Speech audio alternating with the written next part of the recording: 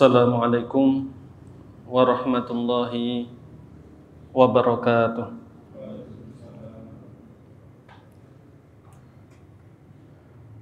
Innal hamdalillah nahmaduhu wa nasta'inuhu wa nastaghfiruh wa na'udzu billahi min syururi anfusina wa min sayyiati a'malina. May yahdihillahu fala mudilla lahu wa man yudlil fala hadiya lahu. Asyhadu an la ilaha illallah wahdahu la syarika lah wa asyhadu anna Muhammadan abduhu wa rasuluh sallallahu alaihi wa ala alihi wa ashabihi wa man tabi'ahum bi ihsanin ila yaumiddin. Ma'asyiral muslimin, para hadirin sekalian rahimani wa rahimakumullah. Alhamdulillah, kembali selayaknya kita haturkan rasa syukur kita kepada Allah Subhanahu wa taala yang pada kesempatan kali ini, malam 18 bulan Muharram tahun ini, alhamdulillah kita kembali dimudahkan, diberi taufik oleh Allah Subhanahu wa taala untuk melanjutkan kajian kita di dalam mengenal lebih dekat akhlak salaf, dengan tujuan tentunya agar kita sama-sama bisa meneladaninya. Walaupun pernah kita sampaikan, nampaknya tidak mungkin kita akan sama dengan mereka, tapi menyerupai orang-orang yang mulia itu insya Allah akan mengantarkan kepada kemuliaan. Minimalnya ketika kita berusaha mendekat akan semakin baik dan semakin baik, walaupun nampaknya tidak akan mungkin kita bisa seperti mereka, karena mereka sangat mulia sedangkan kita seperti ini kondisinya. Tapi semoga dengan usaha yang kita lakukan, Allah berkahi, Allah jadikan kita orang yang semakin baik, semakin dekat dengan akhlak salaf, sehingga semoga kita sama-sama termasuk pengikut Rasulullah SAW dan para pendahulu kita yang soleh, amin ya rabbal alamin. Salawat dan salam, sanjungan, pujian dan keselamatan semoga senantiasa Allah limpahkan kepada baginda Rasulullah Muhammad sallallahu alaihi wasallam. Semoga Allah limpahkan pada beliau, para istri, para keluarga, para sahabat dan siapapun yang senantiasa mengikuti tuntunan beliau dan para sahabatnya, amin ya rabbal alamin. Taib, masyarul muslimin rahimani wa rahimakumullah, kita masih akan melanjutkan pembahasan kita di dalam membaca teladan ataupun nasihat dari para salaf seputar rasa takut mereka kepada Allah Subhanahu wa taala ataupun kondisi mereka yang merasa diawasi oleh Allah Subhanahu wa taala. Sebuah sifat yang sangat sulit untuk dimiliki, tetapi mari kita sama-sama berusaha. Dan kembali saya ingatkan agar kita berdoa kepada Allah Subhanahu wa taala sebagaimana Rasulullah berdoa. Kita berdoa kepada Allah, Allahumma qsim lana min khasyatika ma yahulu bainana wa baina ma'asik. Ya Allah, bagikanlah kepada kami sebagian dari rasa takut kepadamu yang menghalangi kami dari bermaksiat kepadamu. Amin ya rabbal alamin. Semoga Allah berikan kepada kita rasa takut seperti itu yang menghalangi kita dari bermaksiat kepada Allah Subhanahu wa taala. Ma'asyiral muslimin rahimani wa rahimakumullah, pada kesempatan malam hari ini insyaallah taala kita akan membaca nasihat dari seorang yang tabi'i insyaallah taala yang bernama Atha bin Abi Muslim. Atha bin Abi Muslim, yang ketika saya mencoba mencari biografi beliau, ya hanya mendapat sedikit saja, karena memang wallahu alam saya coba cari di beberapa kitab, ternyata memang hanya sedikit yang saya temukan terkait beliau. Tapi dengan izin Allah ternyata justru nasihat yang disampaikan oleh beliau yang nanti akan kita baca, yang disebutkan di dalam kitab Aina Nahnu min Akhlaqis Salaf, justru panjang. Jadi kita dapati biografi beliau sedikit, tapi nasihatnya cukup panjang. Nah, Masyarul muslimin rahimani wa rahimakumullah, beliau namanya adalah Atha, anak dari Abi Muslim, Atha bin Abi Muslim. Yang unik disebutkan bahwasanya beliau itu di dalam kandungan ibunya selama sekitar 3 tahun. Aneh ya, katanya begitu. Disebutkan di kitab Safwatus Safwah bahwasanya beliau di dalam perut ibunya atau ibunya hamil mengandung beliau selama kurang lebih 3 tahun. Wallahu alam. Kalau zaman sekarang kan bisa dicek, ya kan, dengan USG misalnya, benarkah semuanya hamil atau sebelum lahir itu mungkin ada waktu lama yang merupakan hamil anggur. Kan ada yang dinamakan dengan hamil anggur, bukan hamil beneran, tapi sebenarnya ya kalau dari luar zahirnya kayak orang hamil. Ada seperti itu di zaman sekarang. Tapi kalau di waktu itu, wallahu alam, kita tidak tahu karena memang tidak ada alat untuk memastikan hamil semuanya atau bukan. Yang penting disebutkan bahwasanya berarti zahirnya hamil itu selama sekitar 3 tahun. Nah, wallahu alam. Jadi disebutkan ibunya hamil mengandung beliau sekitar 3 tahun lamanya. Terkait nama bapaknya, tadi disebutkan beliau adalah Atha bin Abi Muslim. Atha anaknya Pak Muslim. Jadi kunyahnya bapaknya adalah Abu Muslim, tapi namanya siapa? Nah, ini seringkali diperselisihkan. Disebutkan bahwasanya terkait bapaknya itu siapa namanya, ada 2 pendapat. Ada yang mengatakan bapak beliau namanya Maisarah, ada yang mengatakan namanya Abdullah. Jadi intinya siapa nama bapak beliau diperselisihkan di kalangan para ulama. Ada yang mengatakan Maisarah, ada yang mengatakan Abdullah. Ini saya kok jadi ingat, Maisarah itu nama laki-laki Pak, ya, jadi bukan perempuan. Kalau kita membaca sirah nabawiyah, Nabi berdagang ditemani Maisarah itu laki-laki, bukan perempuan. Tapi di Indonesia biasanya nama yang menggunakan akhirannya hak itu perempuan. Tapi nggak selalu begitu dalam bahasa Arab. Muawiyah itu laki-laki, ya kan? Maisarah itu laki-laki. Banyak laki-laki yang namanya akhirannya menggunakan tak marbutoh sehingga dibaca hak. Nah, di Indonesia seringkali nama orang yang berakhiran dengan hak itu perempuan. Nah, maka ini harus perlu dipahami, Maisarah itu laki-laki bukan perempuan. Nah, bapak beliau namanya siapa? Diperselisihkan di kalangan ulama apakah namanya Maisarah atau Abdullah. Yang penting kunyahnya adalah Abu Muslim. Yang penting orangnya itu. Nah, cuma namanya siapa itu seringkali ada perbedaan pendapat. Saking terkenalnya kunyahnya. Kan kadang begitu. Yang lebih dikenal itu bukan namanya, tapi malah julukannya, sehingga namanya seperti terlupakan. Begitupun sebaliknya dengan Atha. Kalau Atha yang diperselisihkan bukan namanya, tapi kunyahnya.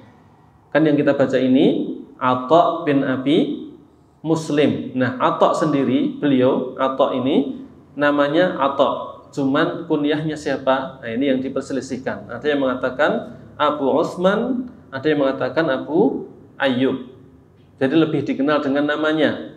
Sedangkan kunyahnya siapa yang diperselisihkan. Kalau bapaknya lebih dikenal dengan kunyahnya. Namanya siapa? Beda pendapat. Nah, ini sekilas tentang beliau, Atha bin Abi Muslim. Beliau lahir sekitar tahun 50-an Hijriah, sekitar 50 Hijriah atau 60 Hijriah. Nah, beda lagi. Ada beda pendapat lagi tentang kapan beliau lahir. Ada yang mengatakan 50, ada yang mengatakan 60. Kok bedanya jauh ya? Beda pendapat sampai bedanya 10 tahun. Ya, mungkin wajar. Kalau zaman sekarang kan ada akta kelahiran. Nah, kalau dulu kan tidak ada. Mungkin orang juga nggak terlalu mementingkan mengingat-ingat kapan lahirnya. Beliau dilahirkan sekitar tahun 50-an Hijriah dan meninggal sekitar tahun 135 Hijriah. Jadi lahirnya sekitar 40-an tahun setelah Rasulullah meninggal. Kemudian beliau meninggal pada tahun 135, sekitar itu. Jadi 135 25-an setelah Rasulullah SAW meninggal dunia. Ini sekilas tentang Atha bin Abi Muslim yang nasihatnya insya Allah akan kita baca sebentar lagi. Atha bin Abi Muslim. Atha bin Abi Muslim. Ma'asyiral muslimin rahimani wa rahimakumullah. Beliau Atha bin Abi Muslim ini disebutkan di kitab Sifatus Safwah, disebutkan beliau ini termasuk ahli ilmu dan orang yang soleh, yang pantaslah kita teladani ataupun kita dengar nasihat beliau. Nah, di antara teladan beliau yang layak kita ambil walaupun sulit, disebutkan oleh Abdurrahman bin Yazid bin Jabir. Disebutkan oleh Abdurrahman bin Yazid bin Jabir. Beliau menyampaikan, kunna naghzu ma'ata'in al-Khurasani. Dulu, kata Abdurrahman bin Yazid bin Jabir, dulu kami pernah berperang bersama Atha al-Khurasani. Fakana yuhyil laila salatan ila naumatas sahar.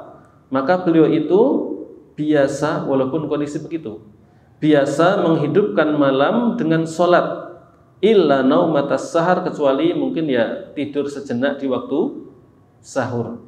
Ini contoh dari beliau, walaupun ya sulit kita ikuti, tapi ya semoga kita bisa mengikuti semampunya. Jadi beliau termasuk orang yang Masya Allah menjaga sholat malam.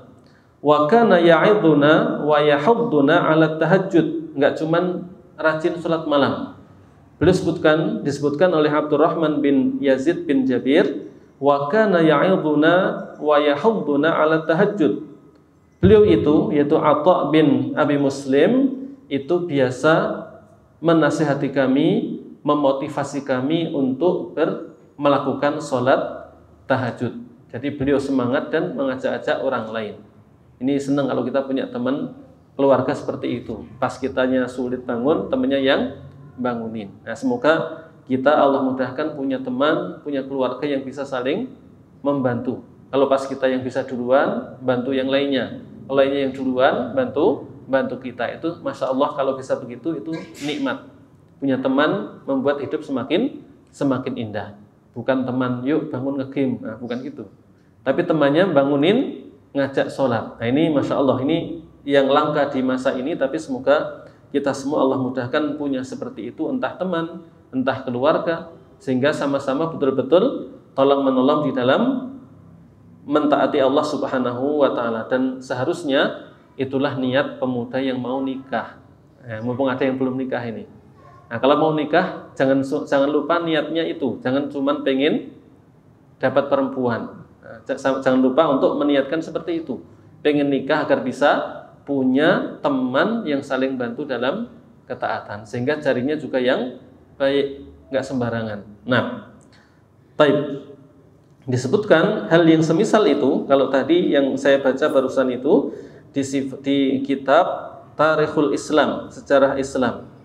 Di kitab yang lain, yaitu kitab Sifatus Safwah, mirip dengan yang tadi, cuman lebih detail sedikit. Disebutkan bahwasanya Abdurrahman bin Yazid bin Jabir mengatakan, yang tadi kita kisahkan itu disebutkan dengan kisah yang agak berbeda, mengatakan dulu kami pernah atau biasa berperang bersama Atha bin al-Khurasani, yaitu Atha bin Abi Muslim. Fakana yuhyil laila kullahu salatan. Maka beliau itu biasa menghidupkan malamnya seluruhnya. Tapi mungkin tadi disebutkan di riwayat lain, ya tetap tidur, nggak kemudian semalaman nggak tidur, cuma tidurnya nggak lama. Fa idza dzaba minal laili thuluthuhu aw nisfuhu nadana. Ketika sudah berlalu sepertiga malam atau separuhnya, jadi beliau sholat malam mungkin dari awal malam terus sampai habis sepertiga atau habis separuh, sedangkan beliau di tendanya. Kemudian beliau menyampaikan, memanggil teman-temannya, termasuk yang tadi menceritakan, ya Abdurrahman bin Yazid bin Jabir, dipanggil. Ya Yazid bin Yazid dipanggil, ya Hisham bin Ghas dipanggil, ya Fulan bin Fulan, teman-temannya dipanggili semua, kemudian mengatakan kumu fatawaddau wasallu, ayo bangun salat gitu. Nah, ini beliau disebutkan di sini lebih detail bagaimana beliau semangat salat malam, kemudian bangunin teman-temannya, ngajak wudu, ngajak salat. Kalau kemudian salat lagi. Nah, beliau ngajak-ajak sambil mengatakan, karena sholat malam itu dan puasa itu di siang hari lebih mudah bagi kita daripada nanti kalau kita harus minum minuman ataupun makanan di neraka. Kata beliau seperti itu kurang lebihnya. Jadi beliau malam-malam ketika sholat malam lalu bangunin teman-temannya, yuk wudu, diingatkan tentang neraka. Nah, ini contoh teladan indah yang tidak mudah dilaksanakan, tapi semoga Allah mudahkan kita seperti itu atau punya teman-teman seperti itu, sehingga sama-sama membantu melaksanakan ketaatan, menerapkan firman Allah Ta'ala, wa ta'awanu 'alal birri wat taqwa. Hendaknya kalian saling tolong-menolong dalam ketaatan, kebaikan dan ketakwaan. Nah, itu diantara teladan dari teladan dari Atha bin Abi Muslim. Nah, teladan lain dari beliau, dari Atha bin Abi Muslim, disebutkan di kitab Tarikh Islam, Sa'id bin Abdul Aziz mengatakan, kana Atha al-Khurasani idza jalasa wa lam yajid man yuhaddithuhu atal masakin fahaddatsahum. Disebutkan oleh Sa'id bin Abdul Aziz, Atha bin Abi Muslim al-Khurasani, beliau itu kalau duduk dan enggak mendapati ada teman yang bisa diajak bicara, beliau atal masakina fahaddatsahum. Kalau enggak ada teman untuk diajak bicara, maka beliau menuju orang-orang miskin untuk ngobrol dengan mereka. Mungkin ini menunjukkan tawaduknya, ya. Enggak punya teman, justru mencarinya orang-orang miskin, ngobrol sama mereka. Kalau sebagian kita mungkin malah gengsi, pengennya kalau ketemu ya orang-orang yang nampak hebat. Nah, beliau memberikan contoh untuk tawaduk, tetap mau berbincang-bincang dengan orang-orang yang miskin. Ini sebagian teladan dari beliau yang bisa saya dapatkan dari beberapa referensi.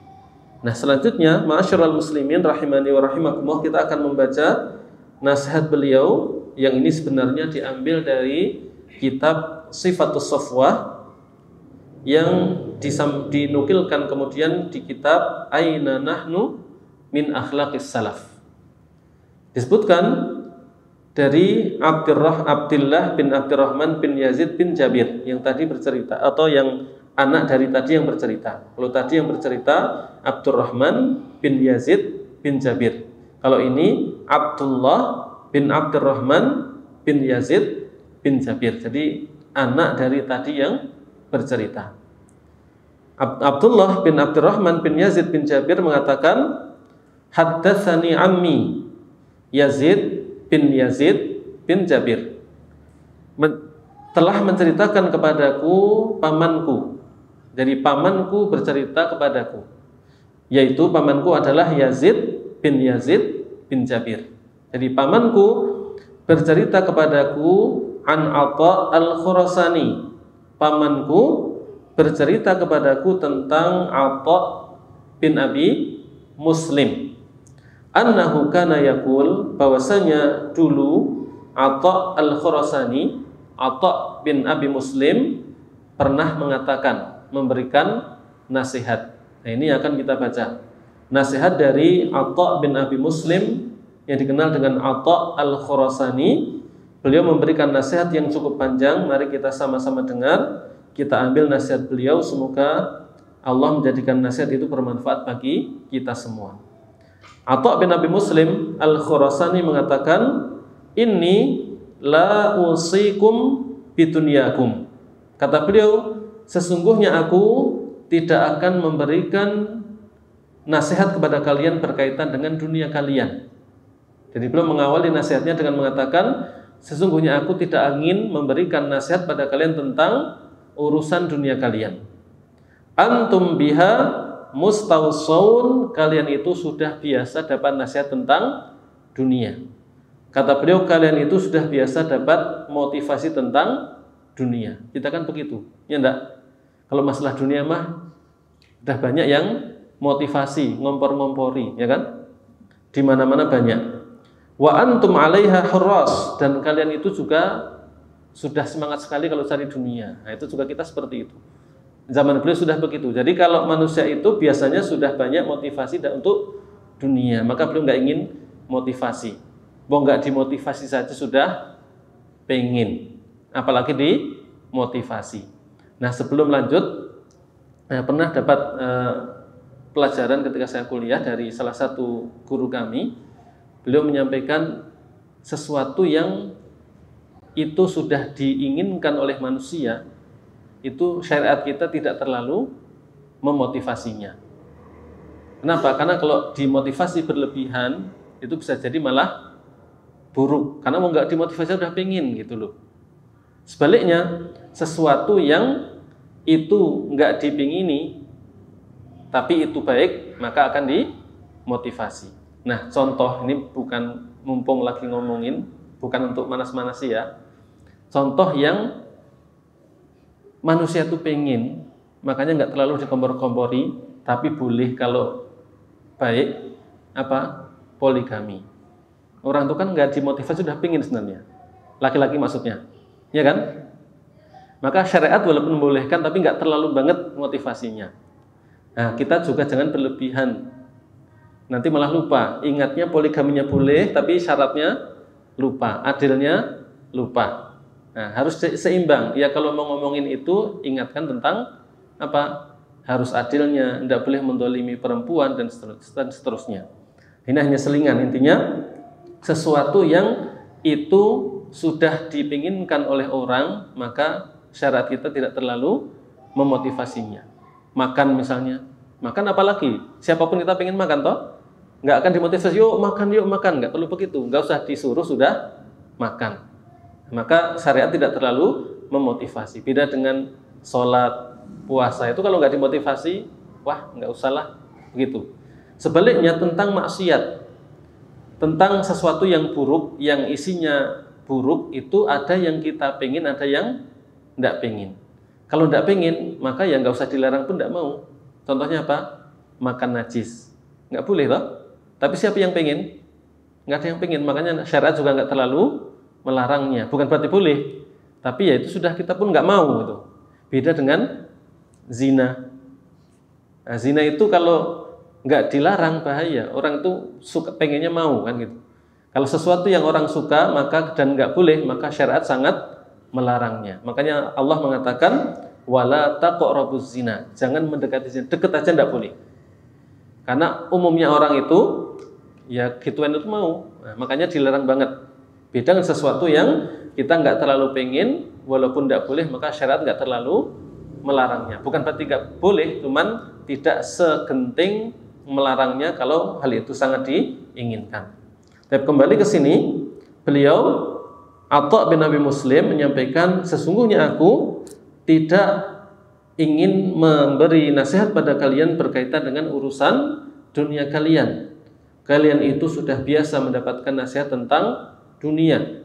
Kalian sudah biasa mendapatkan motivasi tentang dunia.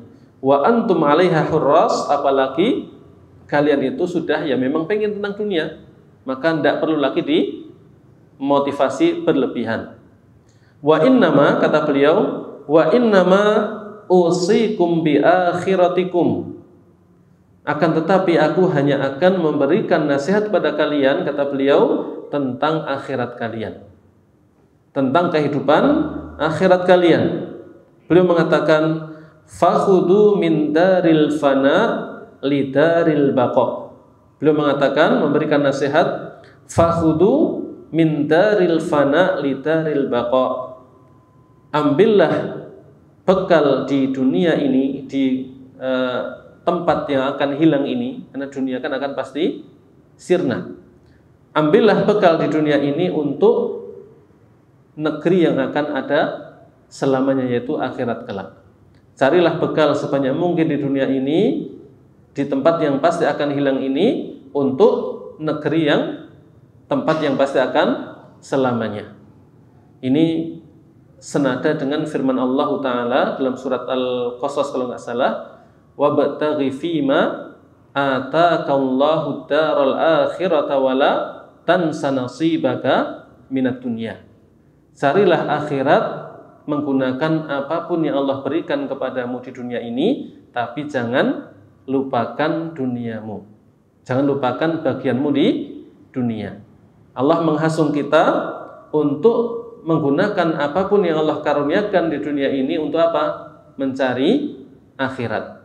Tapi tetap kalau kita di dunia, jangan lupakan bagian kita di dunia. Bukan berarti karena pengen akhirat terus compang-camping, tidak peduli dengan urusan dunia, bukan begitu juga. Cuman jangan sampai dunia menjadi tujuan yang lebih besar daripada akhirat kita.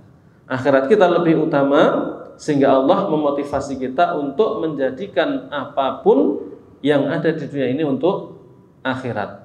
Tapi jangan lupa bagian kita di dunia. Berarti 50-50, separuh-separuh atau lebih banyak akhirat? Lebih banyak akhirat kan?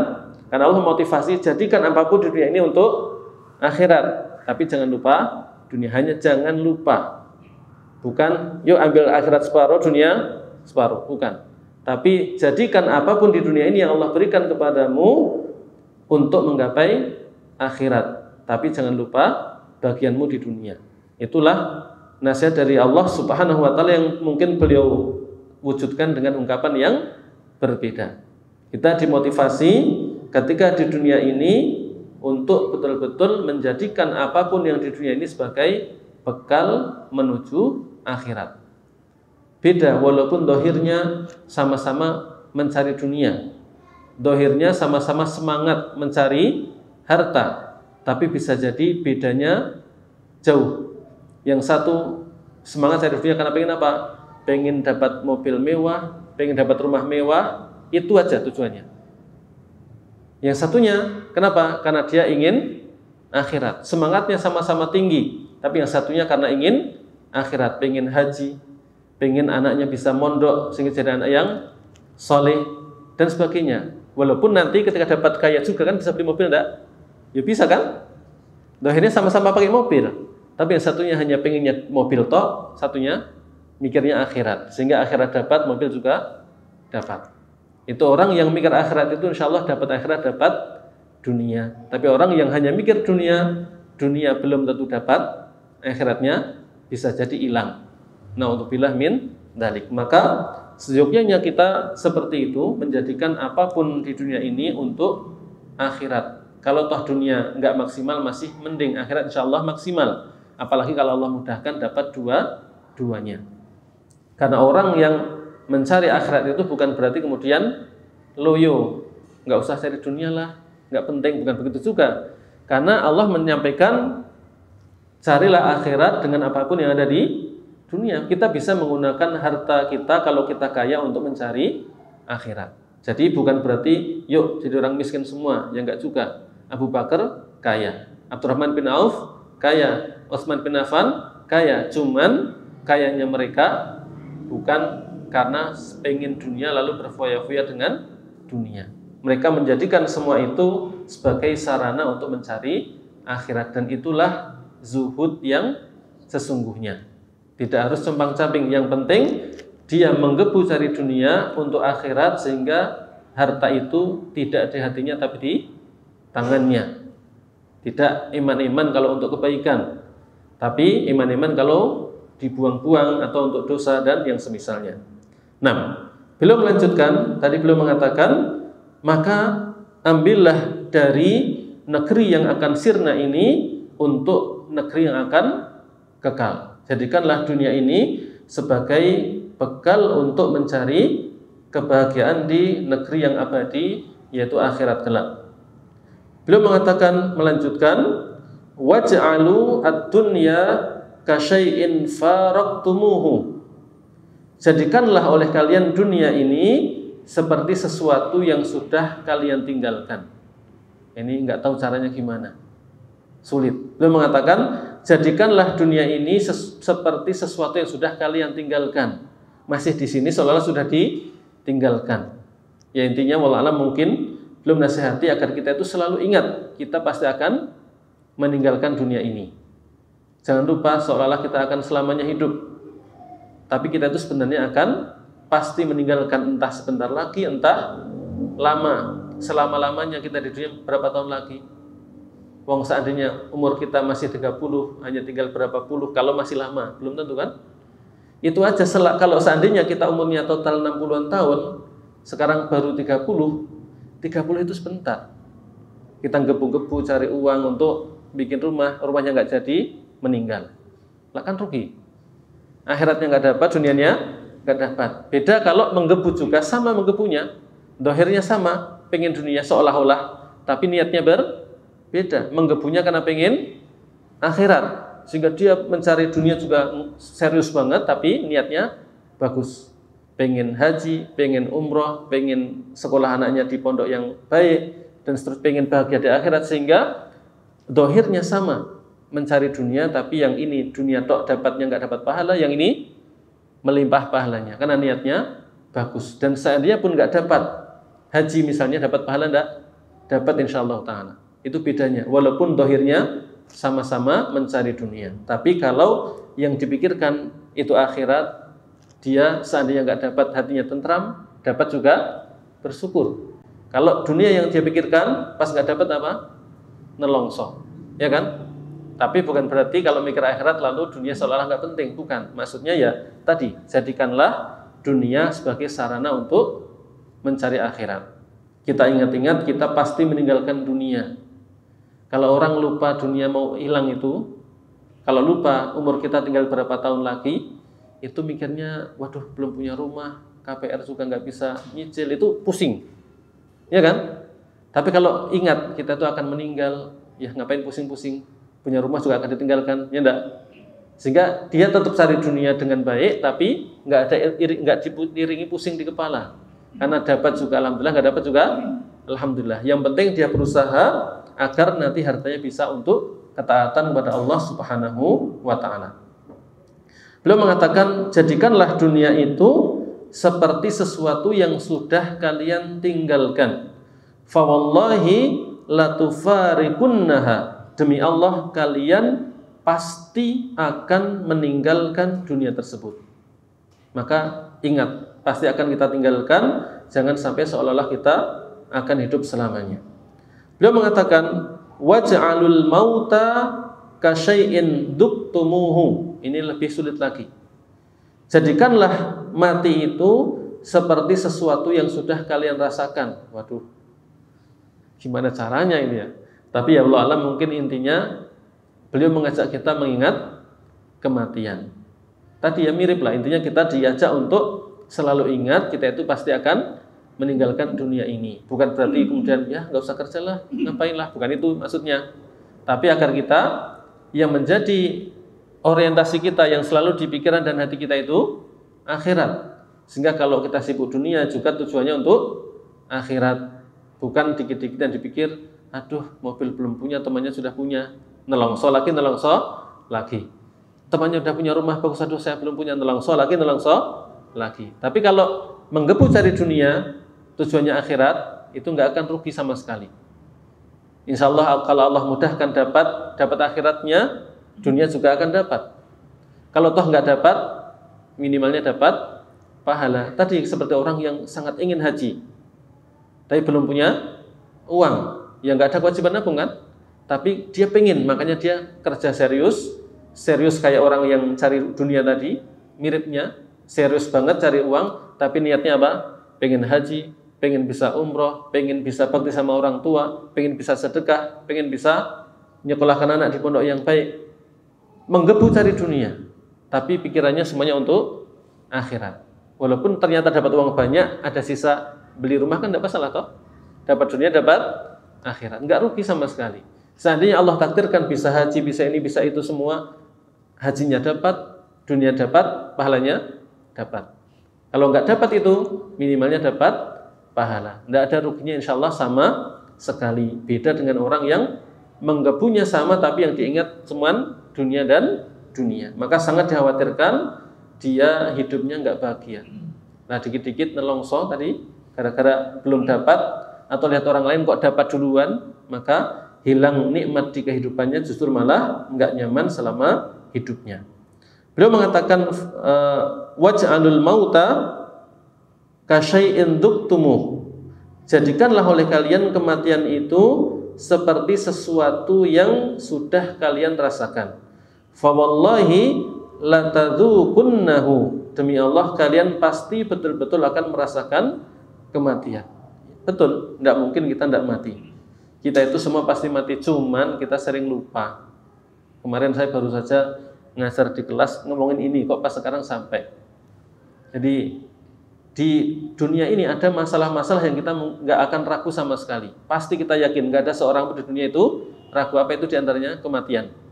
Tapi cuman seringkali kita lupa, makanya Allah sering mengingatkan. Walaupun kita yakin, cuman sering lupa. Ada akhirat, ada surga dan neraka. Kita yakin enggak? Yakin, tapi berapa sering kita lupa.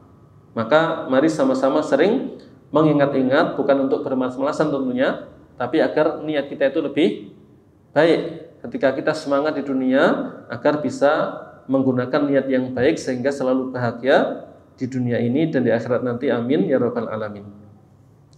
Beliau mengatakan, melanjutkan nasihatnya, waj'alul akhirata kasyai'in nazaltumuh. Jadikanlah akhirat itu seperti sesuatu yang sudah kalian singgahi.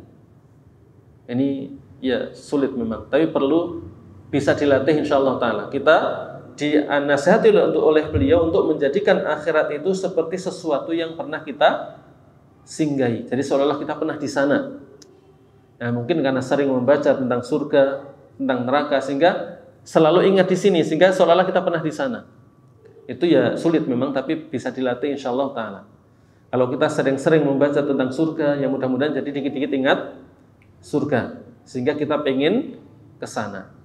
Kalau kita ingat neraka, nggak pengen ke sana, sehingga kita dijaga oleh Allah dari berbagai dosa. Semoga Allah memperbaiki kita semua. Amin ya rabbal alamin. Beliau mengatakan, jadikanlah akhirat itu seperti sesuatu yang kalian sudah singgahi. Fa wallahi latanzilunnaha. Demi Allah kalian pasti betul-betul akan singgah di sana. Siapa di antara kita yang nggak ke sana? Pasti semuanya ke sana. Semuanya tadi beliau intinya menyampaikan kita untuk betul-betul menyadari, selalu mengingat-ingat kita pasti akan meninggal, pasti akan berpindah ke alam yang lain, yaitu kampung akhirat. Saya pernah mendownload murotal untuk anak saya masih kecil. Itu channelnya namanya Kampung Terakhir. Saya kok kalau lihat nama itu jadi malah terenyuh ya. Kita kan sering membaca akhirat itu biasa, ya enggak? Tapi ketika diartikan terakhir itu baru sadar, ya itu terakhir. Itu negeri yang nggak ada negeri lain setelah itu ujung akhir dari kehidupan kita, nggak ada yang lain lagi. Hanya ada dua, surga atau neraka. Makanya namanya akhirat, terakhir, karena nggak ada lagi setelahnya. Kalau dunia dekat, masih ada setelahnya hari yang lainnya. Kalau akhirat selesai sudah. Itu ujung dari semua perbuatan kita. Ujungnya itu hanya akhir, surga atau neraka. Selamanya sudah tidak ada lagi apapun selain itu. Maka betul itu kampung terakhir. Sebagaimana namanya Darul Akhirah, kampung yang terakhir. Hanya itu ujung dari semua usaha kita, surga atau neraka. Maka beliau mengajak kita untuk betul-betul ingat surga dan neraka, ingat akhirat, seolah-olah kita pernah di sana. Dan memang betul-betul kita pasti akan ke sana nantinya. Beliau mengatakan, wahiyya darun nasi kullihim. Dan akhirat itu adalah kampung dari semua orang. Pada hakikatnya memang akhirat itu kampung halaman kita semua. Dulu pernah saya sampaikan, dulu kan kita semua atau bapak ibu kita, Adam dan Hawa, diciptakan Allah masukkan ke surga kan? Ya enggak? Itu kampung kita sebenarnya. Itulah kampung halaman kita yang kalau di dunia kita tuh pengennya mudik.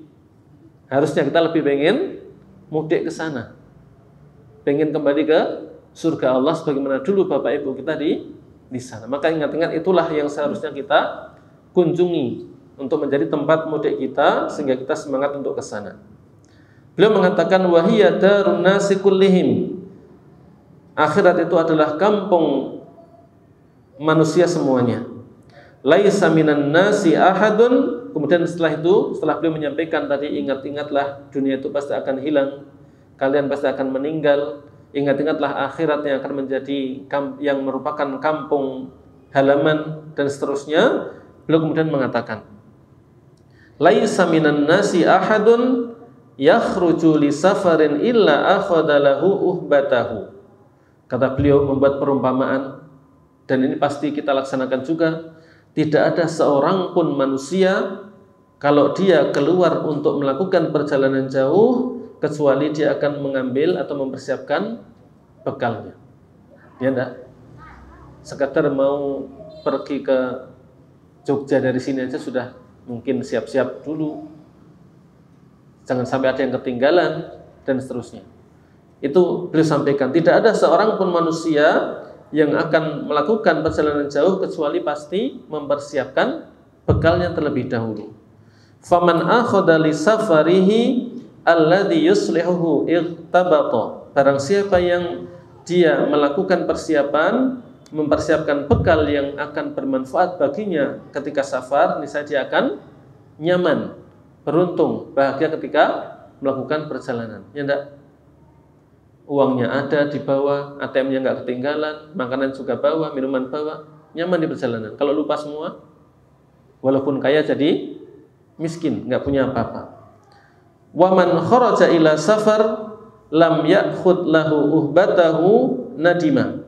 Barang siapa yang melakukan perjalanan jauh dan dia tidak membawa bekalnya, niscaya dia akan menyesal. Fa idza dhahiya lam yajid dhillan. Kalau dia dalam kondisi panas karena terik matahari, apalagi dulu ya, kalau sekarang kan perjalanan sudah ada mobil, ada kereta, ada pandalungan lagi, ya kan? Jauh pun lumayan nyaman. Tapi dulu fa idza dhahiya lam yajid dhillan. Perumpamaan ini betul-betul terasa. Kalau kepanasan nggak dapat naungan, ya kan nggak siap-siap. Kita aja ke pantai lupa nggak bawa payung, manasan toh? Apalagi dulu safarnya jauhnya bukan main, pakai onta, nggak tahu sih kalau dulu pakai apa ya, mungkin pakai sekedup, mungkin kayak apa namanya, kamar ditaruh di atas onta, kan lumayan nggak panas. Kalau nggak punya persiapan apa kepanasan ya nggak bisa bernaung dan seterusnya. Wa idza dhami'a lam yajid ma'an yatarawwa bihi.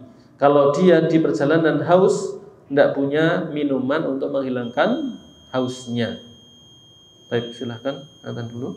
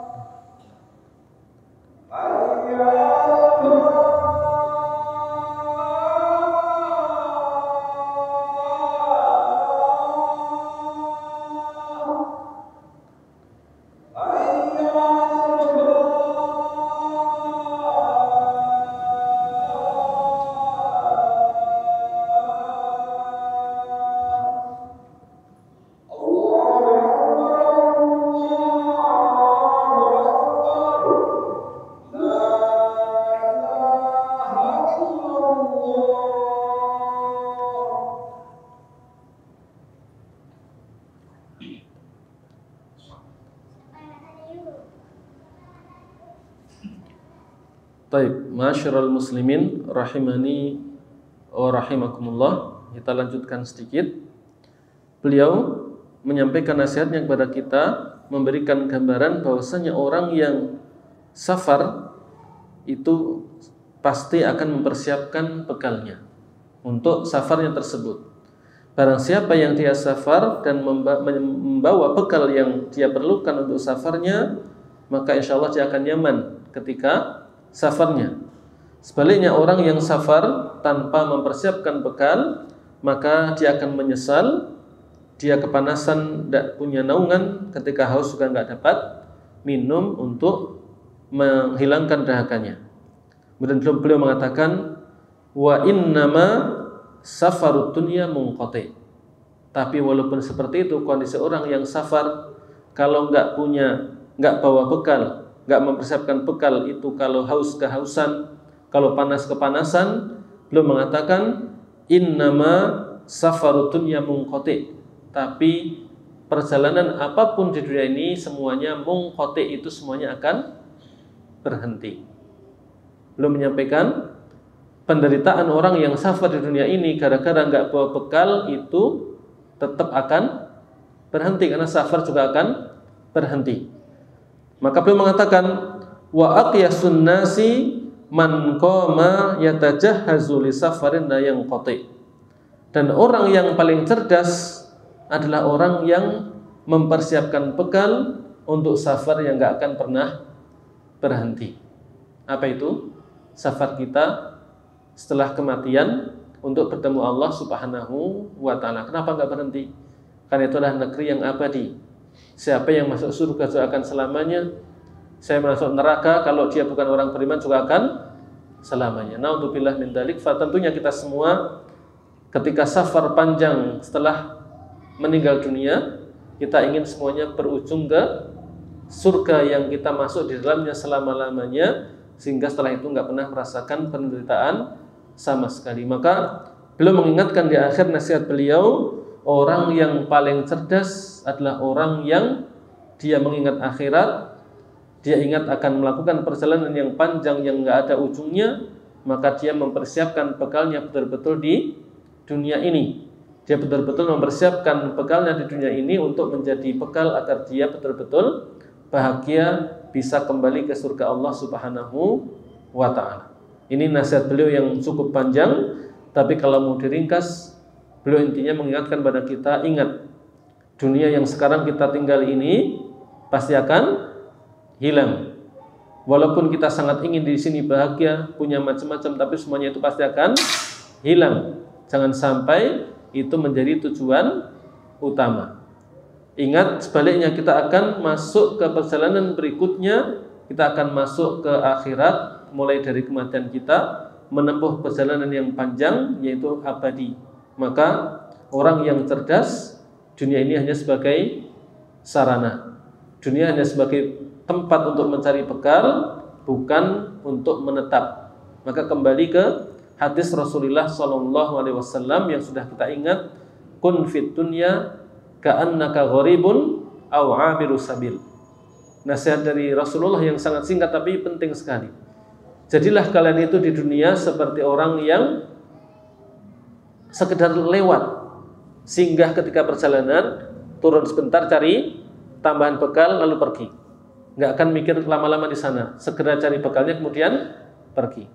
Kalau tidak bisa seperti itu, atau kun fid dunya ka'annaka gharib aw 'abiru sabil. Yang tadi afwan, jadilah kalian di dunia seperti orang yang merantau.